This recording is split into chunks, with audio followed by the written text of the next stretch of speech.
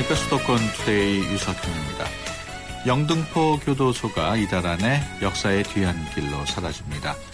영등포 교도소 철거의 의미는 무엇이고 또 교도소 부지는 어떻게 활용될 것인지 이희성 구로구청장 전화로 연결해서 자세한 내용 알아보겠습니다. 오늘 서양미술사 이야기 시간에는 강렬하면서도 개성이 강한 그림을 그렸던 화가 빈센트 반 고흐에 대해 이야기 나눠보겠습니다. 2부에는 만나고 싶었습니다. 준비되어 있습니다. 정보통신기술 올림픽이라고 불리는 ITU 전권회의가 올가을 부산에서 열리는데요. 이상학 미래부 ITU 전권회의 준비단 부단장을 만나 자세한 얘기 나누겠습니다. 방송 중에 궁금하신 모든 것들은 샵0945로 문자 주시기 바랍니다. 짧은 문자 50원, 긴 문자 100원의 이용료 있고요. YTN 라디오 애플리케이션 ES로도 참여하실 수 있습니다. 4월 3일 목요일 수도권 투데이 시작합니다.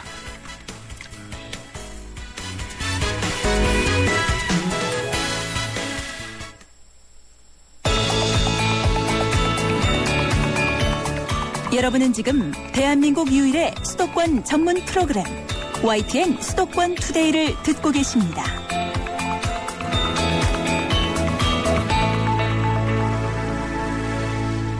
투데이 이슈 점검 시간입니다. 지난 1949년에 문을 열었던 영등포 교도소가 곧 철거될 예정입니다. 큰 현대사의 슬픈 이면을 목격했던 영등포 교도소의 역사와 또 앞으로 교도소 부지는 또 어떻게 개발이 될 것인지 이성 구로구청장 전화로 연결해서 자세한 내용 알아보겠습니다. 안녕하십니까? 예, 안녕하세요. 영등포 교도소, 현재는 서울 남부 교도소로 이름이 바뀌었는데 예. 역사가 상당히 오래됐죠?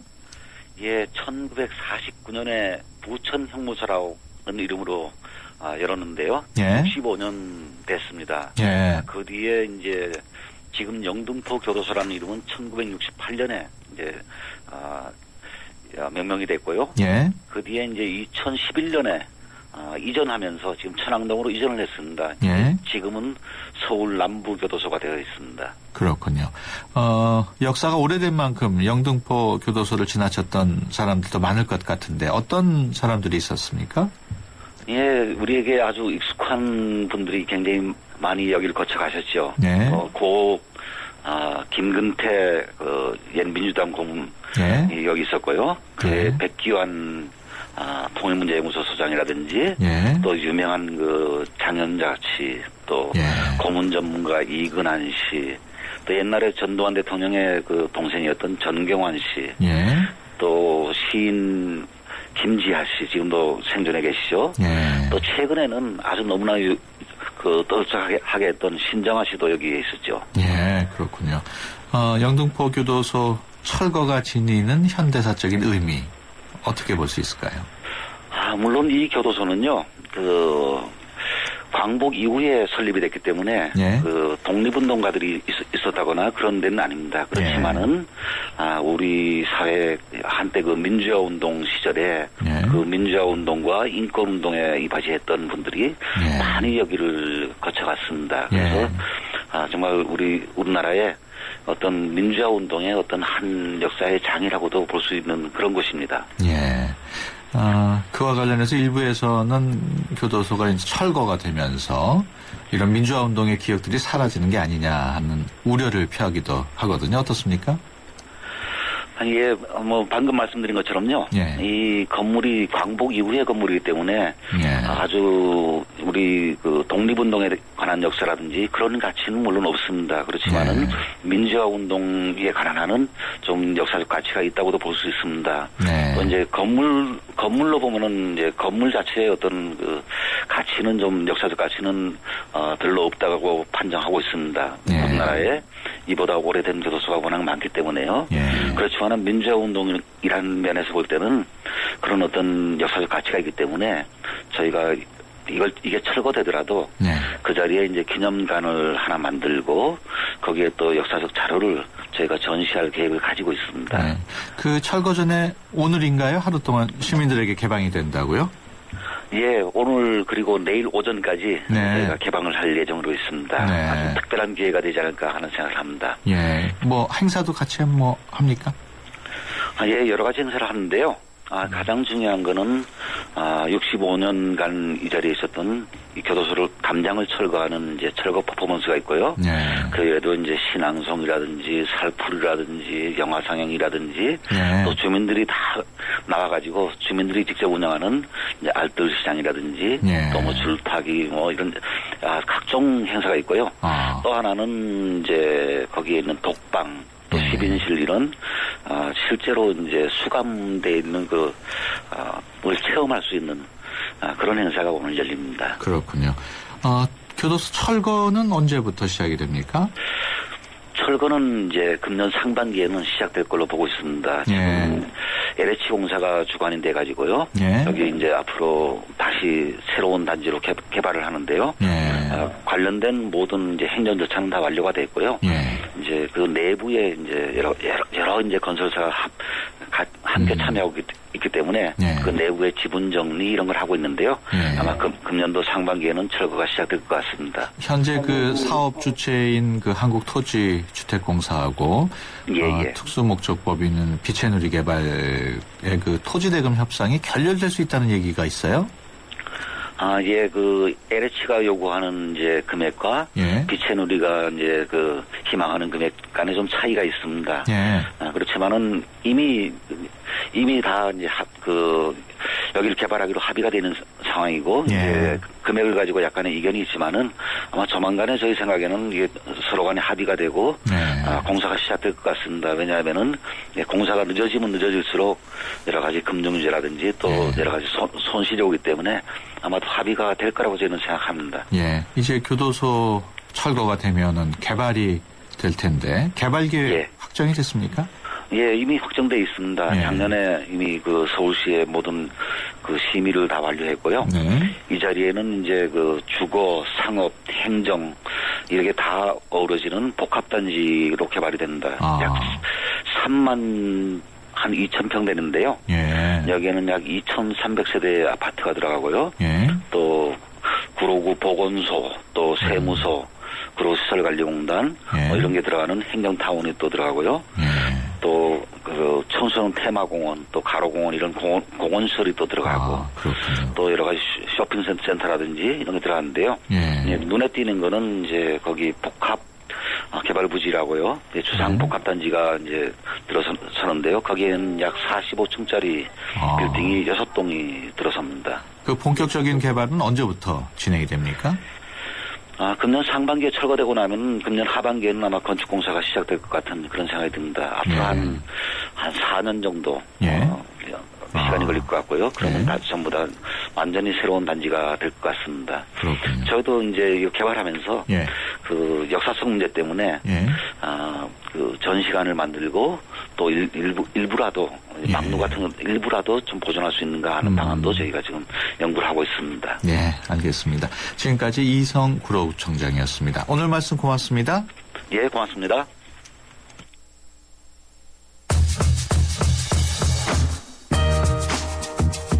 투데이 컬처 TV입니다.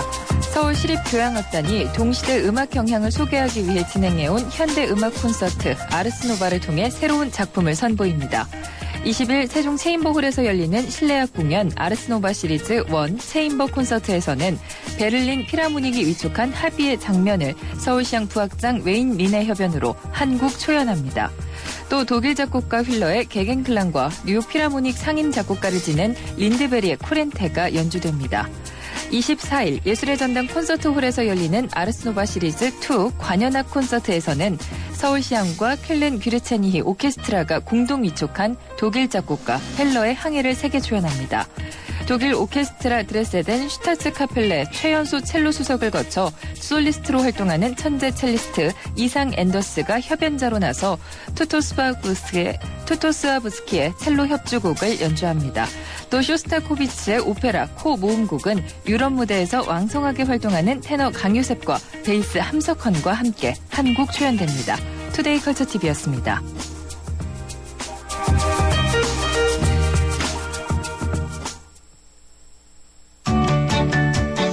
수도권 투데이.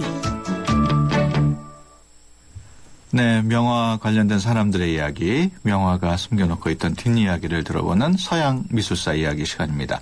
오늘은 생전에는 누구에게도 인정을 받지 못했지만 사후에는 모든 사람에게 사랑을 받는 화가 비운의 화가 빈센트 반 고흐에 대해서 알아보겠습니다. 오늘도 김민성 큐레이터와 함께합니다. 안녕하세요. 네, 안녕하세요. 네, 고흐 하면은 자신의 귀를 자를 정도로 괴팍한 성격의 천재 화가로 알려져 있죠. 예, 맞습니다.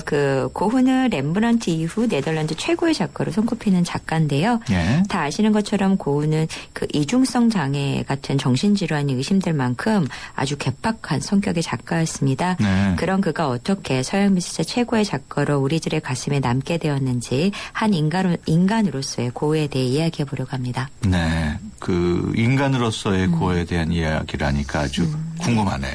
예, 먼저 고흐 젊은 시절을 좀 보려고 하는데요. 네. 고흐는 네덜란드 북쪽의 작은 마을에서 목사인 아버지와 또 그림 그리기를 좋아했던 어머니 사이에서 태어납니다. 네. 그리고 4년 뒤에는 고흐 인생에 있어서 가장 중요했던 사람 테오가 태어나고요.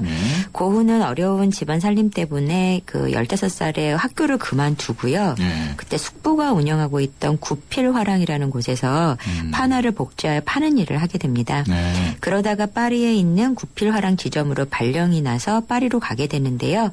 요때 이제 런던에 파리 가기 전에 런던을 들리게 되는데 네. 런던에서부터 물들었던 이상한 신비주의에 빠져서 결국 직장을 잃게 되는 일이 벌어지죠. 네. 그래서 아버지의 영향으로 그래서 이제 성직자가 되려고 시도도 했었는데 그마저도 뜻을 이루지 못하게 되고요. 그래서 자신을 구원하는 길은 이제 화가가 되는 길이다라고 예. 생각을 하고 이제 파리에서 본격적인 그림 수업을 받게 됩니다. 네, 하지만 성격이 워낙 다혈질이고 또 과격하기도 해서 공부하던 화실에서 쫓겨나는 예. 일이 또 벌어지고요. 그래서 이제 고흐는 혼자서라도 화가가 되겠다 결심하고 브뤼셀로 가서 밀레 화집 같은 책으로 독학을 하기 시작을 하죠. 예. 그런데 이제 독학을 하고 그러면 뭐 합니까? 작가로서의 성공은커녕 고흐에게는 요상한 성향 때문에 인간 자체로서 이제 문제가 너무 많았단 말이죠. 예. 어떤 문제들이 그렇게 심각했나요? 이상하게도 고흐는 공경에 빠진 여성에게 사랑의 감정을 아주 쉽게 느낀다는 건데요. 예. 남편을 잃고 시리에 빠진 자신의 사촌 여동생을 사랑하게 되기도 하고 또 불행한 매춘부와 동거를 해서 아이를 낳기도 하고 막 예. 이래요. 그래서 아무튼 여자 문제로 이제 엄마와 남동생 속을 엄청 썩히게 되죠. 그래서 결국 고흐는 동거하던 매춘부와는 헤어지게 되고요. 아이까지 있었는데 다 이제 버린 셈이 되거든요. 그래서 예. 그 죄책감에 매우 괴로워하게 되기도 해요. 그렇군요. 그러면 이 사건으로 고흐가 정신적으로 문제를 갖게 되는 건가요? 네, 사실 딱 그렇다고는 할 수 없는데요. 그렇지만 이 일로 고흐가 굉장히 괴로워했다라고 하는 그런 네. 기록, 편지 내용이 있고요.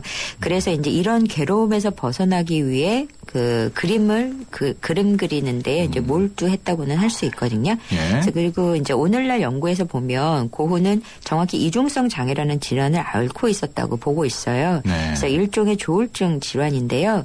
그래서 그의 그림을 보면 아주 밝고 명랑한 색채의 작품들이 있는 반면에 뭐 감자 먹는 사람 초기의 작품 같은 걸 보면 매우 암울해요. 그래서 이 같은 시기에 또 그린 그림들도 보면은 분위기가 상반되는 그림들이 많이 있는 걸 볼 수 있고요. 예. 그래서 결국 탁월한 그림 솜씨 또 독학으로 터득한 자신만의 독특한 예술 세계가 고흐의 이러한 정신 세계와 맞물려서 고흐만의 명작들이 탄생했다고는 볼 수 있죠. 예. 그러니까 어떤 작품은 밝고 명랑하고 네. 어떤 작품은 우울하고 네. 한 작품 안에 그게 두 가지 양면이 다 보이는 작품도 있습니까? 한 작품 안에 보이는 것보다 한 가지 주제를 가지고 그렇게 양면성 보이는 작품이 있는데 이제 네. 가실 박사 초상화 같은 경우를 보면요. 예. 어떤 한 작품은 굉장히 밝고 명랑한데 한 작품은 굉장히 이렇게 우울하고 피곤해 보이고 전체적으로 이제 태도도 되게 떨어져 있고 이제 그런 걸 볼 수가 있죠. 같은 모델을 놓고 그린 건데.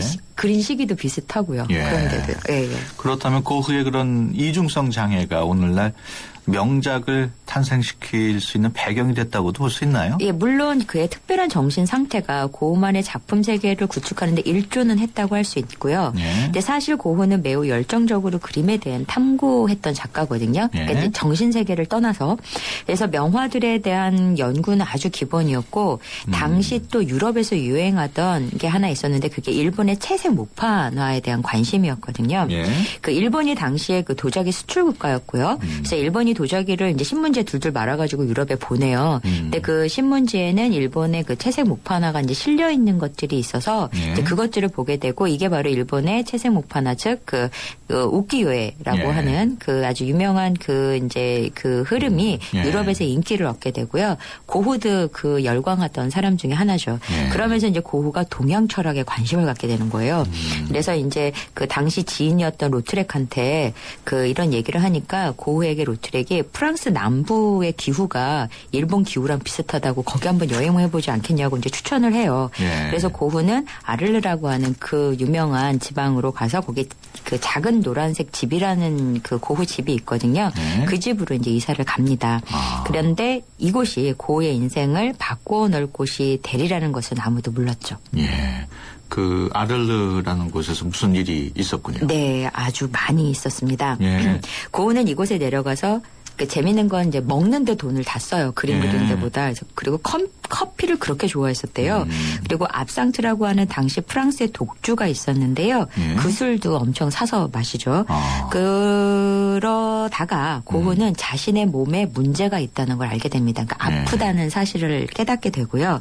거기다가 오래전부터 앓고 있었다고 의심되던 바로 그 정신질환이 심각하게 도지게 됩니다. 예. 그래서 막 아무 여자나 막 자고 다니고요. 예. 그래서 막 매독에도 걸리고 아. 동네 사람들하고 툭하면 싸우고 소란 피우고 또 어떤 때는 물감도 먹고요. 테라핀류라고 이렇게 물감 이렇게 유화 이렇게 예. 희석하는 게 있는데 막 그거를 홀짝홀짝 술처럼 마시고 막 이런 아주 이제 정신 이상한 그 상황들이 되게 많이 벌어져서 예. 막 병원에 실려오기도 하거든요. 아. 그래서 아주 동네에서는 괴팍한 사람으로 유명하죠.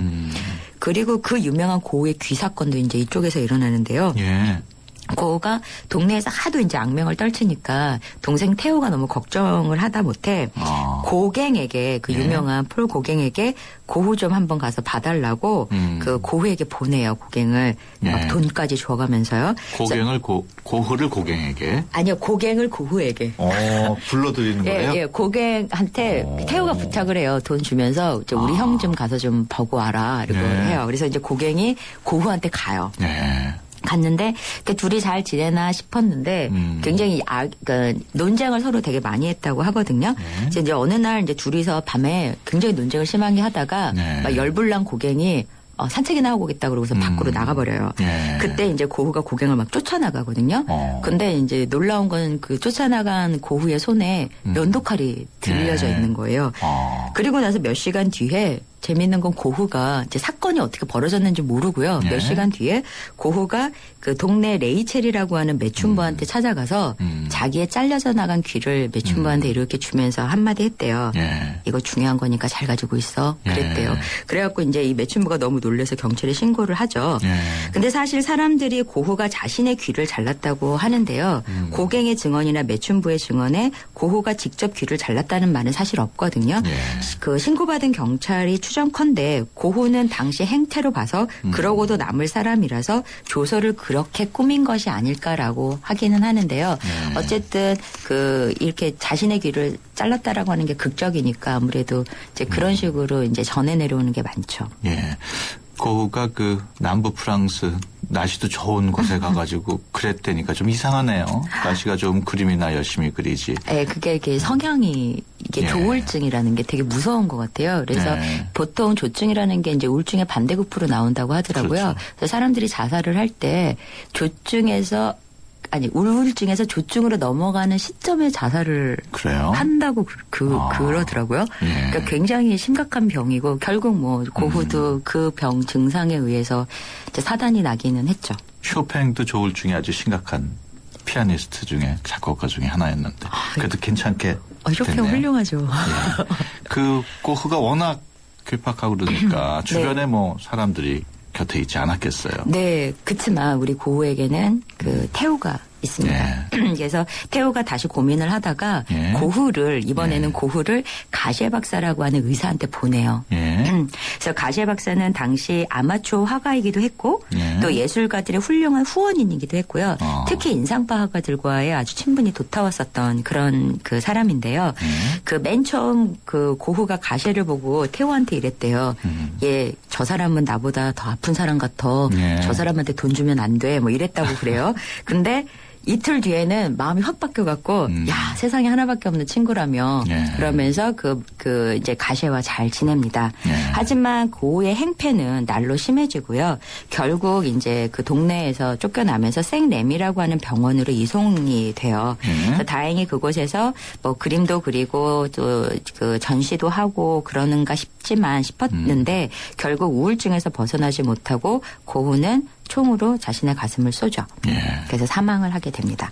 그래서 1,000억에 가까운 낙찰가로 세계에서 가장 비싼 작가로 유명한 이 예. 고흐가 또 엄청난 사랑을 받는 이 고흐가 사실은 치열하게 저항했던 그 탈출하고자 쓰던 자신만의 정신세계에 갇혀서 결국은 인간의 한계를 넘지 못했던 우리와 같은 나약한 사람 중에 하나였음을 알 수 있죠. 예.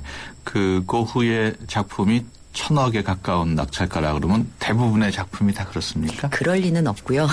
예, 근데 그 사실은 가셰 박사 작품이라든가 해바라기 네. 같은 작품은 어마어마한 가격대로 이제 낙찰이 됐고요. 예. 그 가셰 박사 초상화 같은 경우는 거의 그 1,000억 원에 가깝게 낙찰이 돼서 아주 비싼 그림으로 랭킹이 되어 있었고요. 예. 그 나중에 저 고흐의 작품들을 고흐 엄마가 관리를 하셨어요. 그래서 고흐 엄마는 고흐가 세상 사람들한테 굉장히 유명해진 그 작가임을 확인을 하고 이제 세상을 떠나게 됐.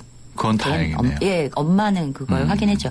엄마가 그림을 굉장히 잘 그리셨었고 좋아했었고 고흐가 화가 되는 거를 되게 기뻐했었던 사람 중에 하나였기 때문에 네. 혹시 그렇죠. 국내에도 고흐 작품이 있나요? 있는 걸로 알고 있습니다. 아, 누군가가 갖고 있다. 네. 돈 많은 사람이. 예, 작년 9월에 되게 재밌는 일이 있었는데요. 네. 그 노르웨이에 굉장히 유명한 그 사업가가 있는데 그 사업가가 그 작품 고흐의 작품 하나를 이제 세상에 소개를 하는데요. 예. 그게 창고에 수백 년이 이제 오랫동안 창고에 이제 저장돼 있었었는데 소장돼 있었는데 몰랐던 거예요. 예. 그런 식으로 지금 고흐의 작품들은 곳곳에서 이제 조금씩 드러나고 있는 것도 볼 수 있고요. 그렇군요. 워낙 고가다 보니까 내가 갖고 있네라고 그 공공기관이나 아니면 어떤 기업 차원에서 소장하고 있어서 소개하는 거 잘 안 아니면 하는구나. 개인은 잘 안 하는 것 같아요. 예, 네. 그렇군요. 다음 시간에는 어떤 작가를 만나볼까요? 예, 다음 시간에는 구스타프 클림트에 관련해서 예. 이제 이야기를 하려고 하는데요. 예. 그 많은 작가들 그 가운데서 하여튼 개인사가 굉장히 많고 다양한 작가 중에 하나라고 할 수 있어서 예. 구스타프 클림트는 2시간에 걸쳐서 이제 이야기를 예. 해보려고 합니다. 예, 아주 네. 흥미있겠네요. 지금까지 김민성 큐레이터와 함께했습니다. 오늘 말씀 고맙습니다. 네, 감사합니다. 네, 수도권 투데이 1부 여기서 마무리하고요. 잠시 뒤 2부에서 뵙겠습니다. 2014 YTN 연중기획 함께하는 미래 창조 대한민국 한국 홍보 전문가 서경덕 성신여대 교수입니다. 올바른 역사를 인식하는 것, 그리고 올바른 역사를 교육시키는 것, 그게 바로 대한민국의 미래가 아니겠습니까? 요즘 청소년들에게요, 이 3.1절의 3.1절이라는 대답을 듣곤 합니다. 그럴 때마다 제가 가장 크게 느꼈던 건 우리의 역사의 가장 큰 적은 일본 정부나 중국 정부가 아니라 바로 우리들의 무관심이었다는 겁니다. 앞으로 우리 국민들이 한국사에 더 관심을 갖고요.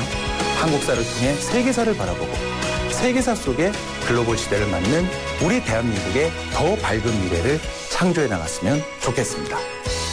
2014 YTN 연중기획 함께하는 미래 창조 대한민국 이 캠페인은 고객과 함께하는 솔루션 파트너 LG화학과 함께합니다.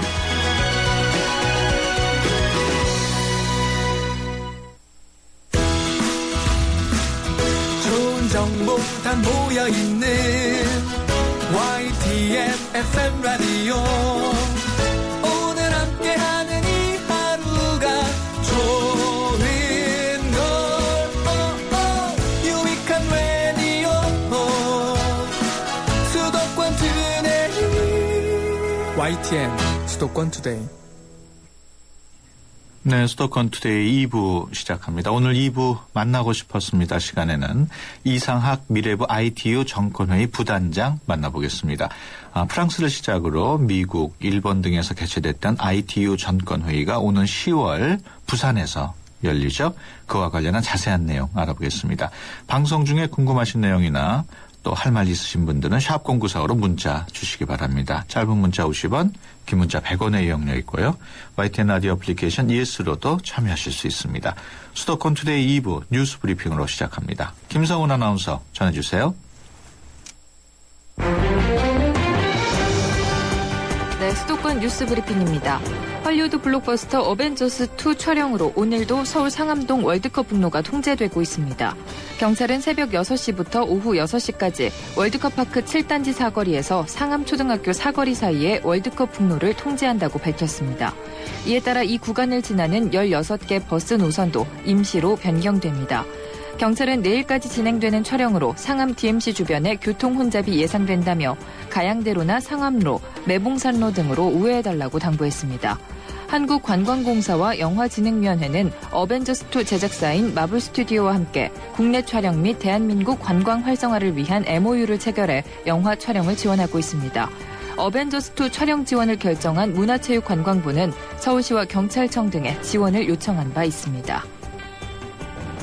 오늘 새벽 1시 55분쯤 서울 송정동 동부간선도로에서 성수대교 방향으로 달리던 23살 김모 씨의 승용차가 9.5톤짜리 화물차를 들이받았습니다.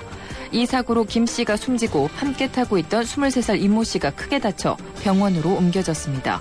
경찰은 김 씨가 속도를 줄이지 않고 곡선도로를 달리다 사고를 낸 것으로 보고 있습니다. 어제 저녁 7시 반쯤에는 경기도 부천시 고강동에 있는 다세대 주택 반지하에서 불이 났습니다. 이 불로 46살 전모 씨와 두 자녀가 숨졌고 전씨 남편 50살 이모 씨도 위독한 상태입니다. 어제 오후 5시 35분쯤 경기도 수원시 송죽동에 있는 빌라 1층에서 불이 났습니다. 집안에 사람이 없어 다친 사람은 없었지만 가전제품과 가구 등이 타고 베란다가 파손돼 소방서 추산 1,100만 원의 재산 피해가 났습니다. 지금까지 수도권 뉴스 브리핑이었습니다.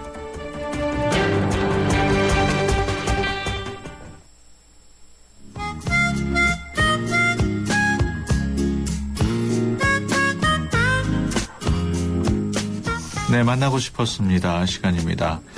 정보통신 올림픽이라고 불리는 ITU 전권회의가 오는 10월에 부산에서 열립니다. ITU 전권회의의 개최 의미 무엇이고 또 이번 ITU 전권회의를 통해서 어떤 것을 우리가 얻을 수 있는지 이상학 미래부 ITU 전권회의 준비단 부단장과 자세한 얘기 나눠보겠습니다. 안녕하십니까? 예, 안녕하십니까? ITU 전권회의 200일 앞으로 딱 다가왔다고 그러는데 준비 잘 되고 있습니까? 예, 정확하게 오늘이 200일 전입니다. 예. 이 ITU 정권회의를 보면 크게 4가지 분야로 준비를 하고 있는데 하나는 이제 의제를 저희가 만드는 것이 있고요. 예. 그리고 행사장을 조성해서 예. 기획해야 되는 부분이 있고 그리고 선거 활동을 또 해야 됩니다. 그리고 이제 특별 행사라고 하는 전시와 컨퍼런스를 해야 되는데 예. 이런 부분들이 국내에서도 준비가 되고 해외에서도 준비가 됩니다. 지난 주말에 저희 그 윤종덕 차관과 함께 두바이에서 열리는 준비회의에 다녀왔습니다. 네. 거기서 한 40여 분의 장차관들과 면담도 하고 네. 선거 교섭 활동을 했습니다. 지금 이렇게 저희가 저희 준비기획단 40여 분 그리고 저희를 지원해 주시는 교수 전문가 한 100여 분과 함께 준비를 하고 있습니다. 예. 방금 그 의제도 정해야 되고 또 뭐 여러 가지 4가지 분야를 쭉 말씀을 하셨는데 그 4가지 분야를 지금부터 해야 되는 거죠? 아니면 어느 정도 된 것도 있습니까? 이 전권회의는 4년마다 열리기 때문에 네. 사실상 이 준비는 4년 전 2010년부터 시작된 거고요. 네. 우리나라에서는 본격적으로 재작년 10월 달에 네. 저희 전권회의 준비 기획대 만들어지면서 네. 준비를 해보고 있습니다. ITU 전권회의 사실 청취자 여러분들은 이게 좀 어떤 회의인지 생소한데 좀 설명을 해 주시죠. 예, 일단 먼저 ITU라는 말부터 설명을 드리겠습니다. ITU는 그러니까 인터내셔널 텔레커뮤니케이션 유니언, 그러니까 국제 전기통신 연합이라는 국제 기구입니다. 우리가 그 보건 분야에는 WHO가 있고 문화에는 유네스코가 있지 않습니까? 그거랑 마찬가지 유엔의 국제 기구입니다. 이렇게 보시면 되겠는데요. 전 세계는 크게 2개로 나눠집니다. 하나는 우리가 땅을 디디고 살아가는 세계인데 여기는 명확한 국경선이 있습니다. 근데 또 하나는 세상에 보이지는 않지만 예. 실제로 있는 세상이고 여기는 국경선이 있다가도 없고 또 변화하기도 합니다. 예. 이 대표적인 것이 인터넷 그리고 이동통신, 전파, 위성 이런 겁니다. 네. 이렇게 눈에 보이지 않는 또 하나의 세상을 모든 것을 관리하고 정책 결정하는 것이 국제전기통신연합 ITU이고 네. 이 ITU에서 4년마다 열리는 최고의 총회가 ITU 전권회의라고 보시면 되겠습니다. 그렇군요. ITU 본부는 어디에 있습니까? 예, 본부는 스위스 제네바에 있습니다. 그렇구나. 그 ITU가 그 크게 세 분야로 나뉘어지고 있다고요? 뭐 전파, 뭐 표준화 개발. 예, 그렇습니다. 그 얘기도 좀 설명을 해 주시죠. 예, 이 ITU라는 조직 자체가 굉장히 재미있습니다. ITU가 생긴 것이 1865년 예. 150년 전에 생겼습니다. 예. 세계에서 제일 처음 만들어진 국제기구입니다. 그러니까 당시에 프랑스하고 독일 사이에 전신 있지 않습니까? 네. 텔레그래프 전신에 대한 표준을 만들기 위해서 생겼던 것이고 네. 그 다음에 이동통신이 발전함에 따라서 전파 분야 국제기구가 따로 있었습니다. 네. 이 두 개의 국제기구가 합쳐가지고 표준화 분야하고 전파 분야가 생긴 것이고 그 다음에 개발도상국들에 대한 지원을 강화해야 되겠다고 해서 네. 개발 분야가 생겼습니다. 이렇게 세 가지 분야로 이루어져 있습니다. 그렇군요. 그 ITU 전권 회의를 앞서 제가 소개할 때 정보통신 올림픽이다 이렇게 얘기를 했는데 그렇게 부르는 이유가 특별히 있습니까? 예, 그 다른 올림픽처럼 예. 이 전권 회의도 4년마다 개최가 되고요. 예. 그리고 대륙별로 순환 개최가 됩니다. 예. 또한 단순히 뭐 1박 2일이나 2박 3일짜리 회의가 아니고 예. 올림픽처럼 한 달여에 걸쳐가지고 이루어집니다. 또 재미있는 것이 저희가 올림픽을 하게 되면 각 지역별로 예선을 거쳐서 예. 국가대표가 나오지 않습니까? 예. 마찬가지로 정권회의에서도 지역 준비회의를 4, 5차에 걸칩니다. 각 대륙별로. 예. 그리고 여기서 각 국가의 국가대표들이 예. 국가의 사이즈, 국력과 관계없이 동등한 자격으로 나와서 자기의 국익을 걸고 결의안도 만들고 헌법, 헌장 등을 개정을 합니다. 그래서 저희가 올림픽이라고 하고 있고 네. 그래서 국제사회에서는 올해 2014년도에는 3개의 올림픽이 있다. 네. 하나는 2월 달에 소치 올림픽 예. 그리고 또 하나는 6월 달에 브라질의 월드컵. 세 번째가 10월 한국 부산에서 있는 ICT 올림픽인 ITU 전권회의다. 이렇게 얘기하고 있습니다. 그렇군요. 그렇게 설명을 쭉 해주시니까 좀 이해가 되는 것 같은데 이게 앞서 말씀하실 때 대륙별로 열린다 그러지 않았습니까? 예, 그렇습니다. 그러면은 4년 후에는 우리나라가 있는 아시아 대륙에서는 못 열리나요? 예, 그렇습니다. 아시아를 제외한 다른 지역 예, 중에 열리게 그렇습니다. 되는군요. 올해 그 ITU 전권회의가 앞서 말씀드렸듯이 부산에서 열리는데 네. 그 의미를 어떻게 평가할 수 있을까요? 우리나라에서 이 ITU 정권회의가 열리는 의미는 크게 세 가지로 볼 수가 있습니다. 예. 우선 모든 국가들은 이 ITU 정권회의 개최를 통해서 자신의 브랜드 가치는 물론이고 정치, 경제, 사회에 국제적인 입지를 확보하려고 합니다. 네. 우선 우리나라 같은 경우에는 이제까지 우리가 90년대 중반 이후로 ICT 강국이라는 얘기를 들어왔습니다. 그건 그렇죠. 대부분의 이런 얘기가 네. 기술이나 인프라, 네트워크에 대한 부분이었고 네. 이 정보통신 국제 정책이나 외교 분야에서는 정말 1등이냐 하는 부분은 의문이 있었습니다. 예. 그러니까 우리나라가 앞서가지 못했던 거죠. 예. 근데 이렇게 전 세계 193개국이 다 모여가지고 정책을 결정하고 각 예. 장관들이 다 와서 외교 활동하는 장을 만들므로 따라서 우리가 과거에 패스트 팔로워에서 이제는 퍼스트 무버로 갈 수 있는 진정한 정보통신 선도국이 될 수 있는 계기가 됩니다. 예. 또 두 번째는 우리나라가 개최를 하게 되면 의장국이 됩니다. 네. 지금 정보통신 분야도 각국 간에 복잡한 갈등 관계가 많이 있습니다. 예. 대표적으로 최근에 불거지고 있는 인터넷 거버넌스 예. 그리고 정보 보안 사이버 시큐리티 이런 예. 부분인데 이러한 각종 갈등을 중재하고 조정해주는 역할을 하게 됩니다. 예. 세 번째는 우리나라가 국제사회에 기여하게 되는 것인데요. 우리나라가 ITU에 가입한 것이 1952년입니다. 예. 한국전쟁 중이었죠.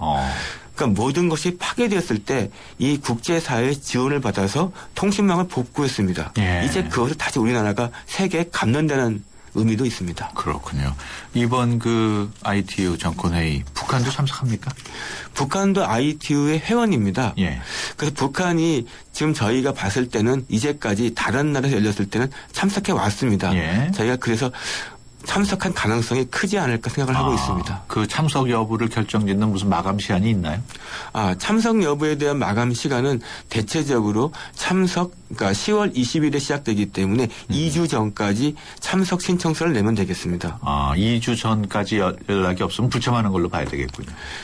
그러니까 2주 전까지 정확한 기간인데 늦게 참석을 해도 예. 다 통용인이 됩니다. 그렇군요. 보통 저희가 5월 달에 ITU 이사회가 있고 그리고 6월 달과 8월 달에 이 아태 지역, 아시아 예. 태평양 지역의 준비회의가 있기 때문에 그때쯤 되면 북한의 참석 여부를 알 수 있지 않을까 생각합니다. 만약에 참석을 한다면 보통 한 몇 명 정도가 참석을 하게 되나요?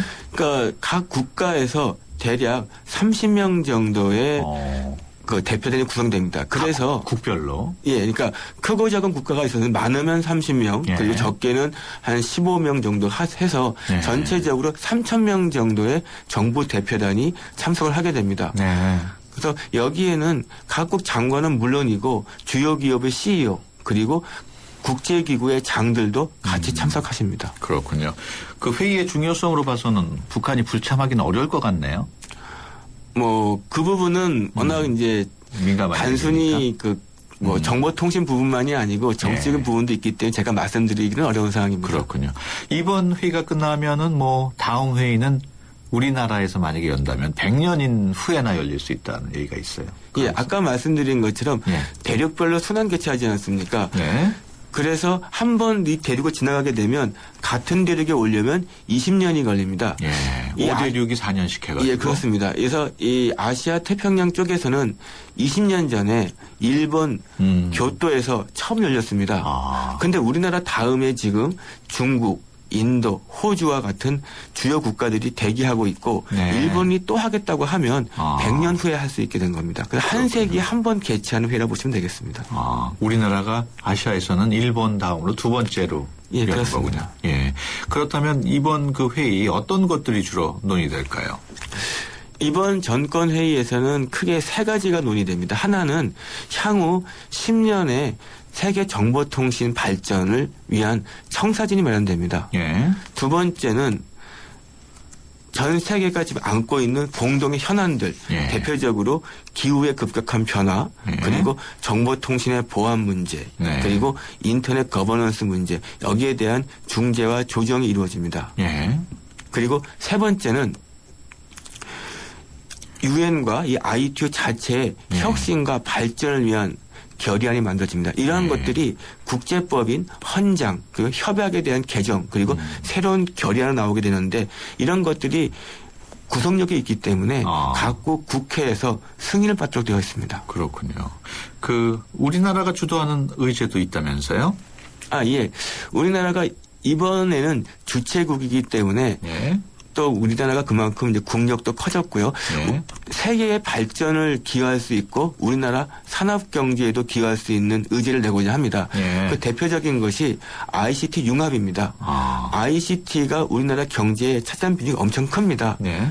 이 ICT가 다른 산업 분야, 자동차나 선박, 농업, 예. 의료 쪽과 합쳐져서 시너지 효과가 날 수 있도록 하는 결의안을 만들려고 하고 있고요. 예. 두 번째는 최근에 각광받고 있는 IoT라고 있습니다. 네. 사물 통신이라고 해서 예.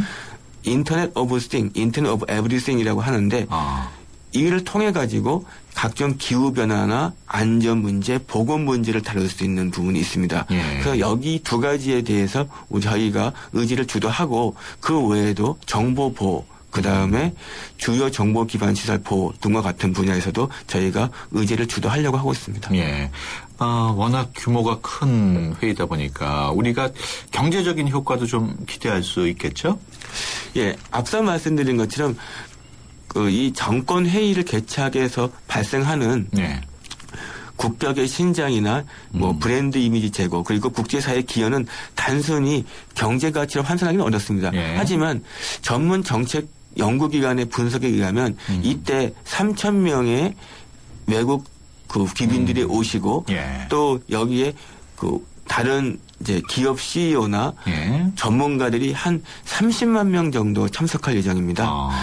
이를 통해서 얻어진 효과가 못 잡아도 7,100억 원 이상의 효과가 있을 거다. 예. 그런데 여기에는 빠져 있는 것이 우리나라하고 부산의 이미지 제고, 예. 그다음에 이때 열릴 전시회를 통한 상품의 수출 효과는 빠져 있습니다. 예. 그것까지 감안하게 된다고 하면 그 효과는 참 헤아리기가 어렵지 않을까 생각합니다. 부산 경우에는 이제 개최된 도시로서 경제적 이익이 있겠어요?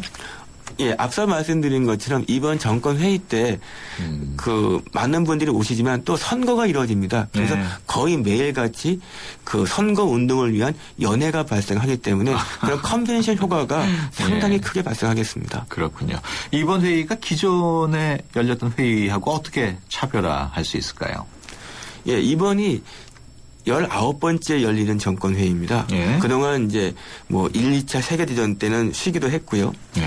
기존의 정권 회의에서는 우선 회의 자체가 정부 중심이었습니다. 예. 하지만 이번에는 정부 중심 회의 외에도 일반 기업이 참여할 수 있는 전시회 그리고 일반인, 학계, 연구기가 참여할 수 있는 컨퍼런스, 포럼이 같이 열립니다. 예. 그래서 흔히 멀티 스테이크 홀더로서의 본격적인 전환이 이루어진다라고 되고 있고요. 예. 두 번째는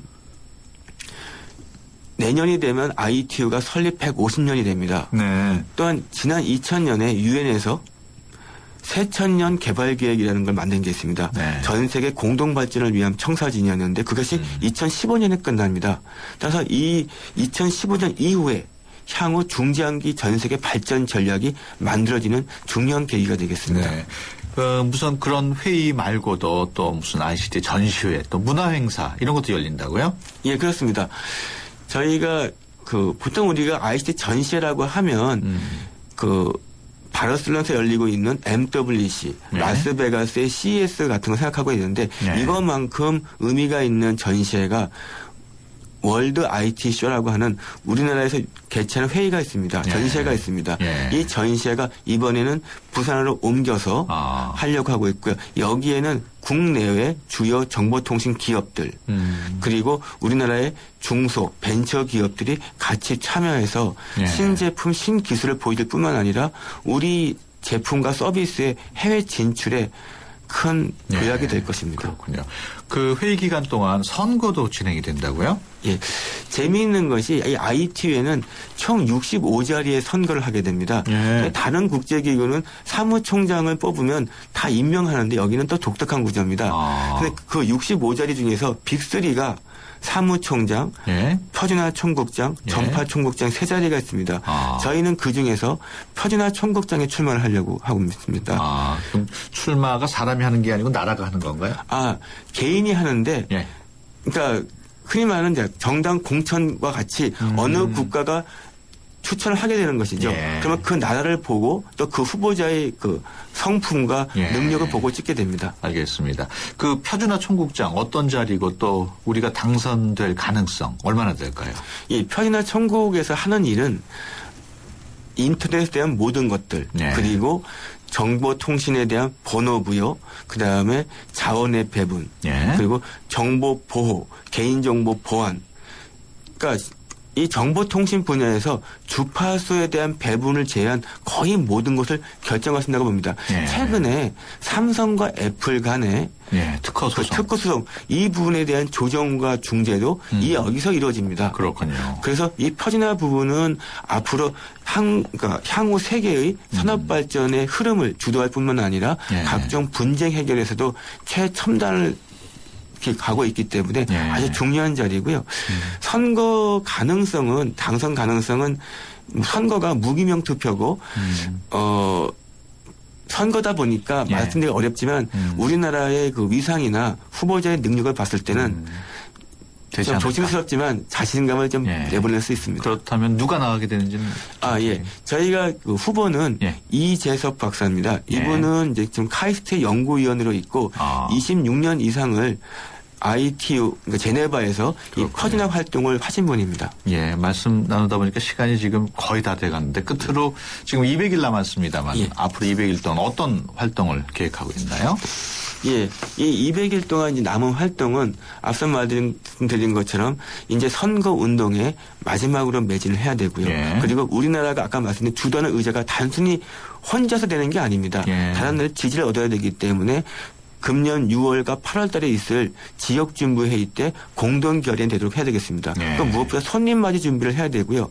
이 회의가 ICT 회의이기 때문에 종이 없는 회의 그리고 웹 카메라를 통해 가지고 전 세계 같이 중계가 됩니다. 이 부분에 대한 준비를 철저히 해야 됩니다. 예. 무엇보다도 국민들의 성원과 관심을 저희가 이끌어내지 않으면 성공할 수가 없기 때문에 여기에 대해서 열심히 하겠습니다. 알겠습니다. 이게 약 한 달 정도 진행된다고 말씀하셨으니까 10월 20 그때 열리면 11월까지 계속되네요. 예, 그렇습니다. 네, 알겠습니다. 지금까지 이상학 미래부 ITU 정권회의 준비단 부단장과 함께 이야기 나눴습니다. 오늘 말씀 고맙습니다. 예, 고맙습니다. 네, 수도권 투데이 오늘 순서 여기서 마치겠습니다. 내일 오전 9시 10분에 다시 찾아뵙겠습니다. 지금까지 프로듀서 박준범, 기술감독 이택상, 구성작가 최유미, 진행의 유석현이었습니다. 함께해 주신 여러분 고맙습니다.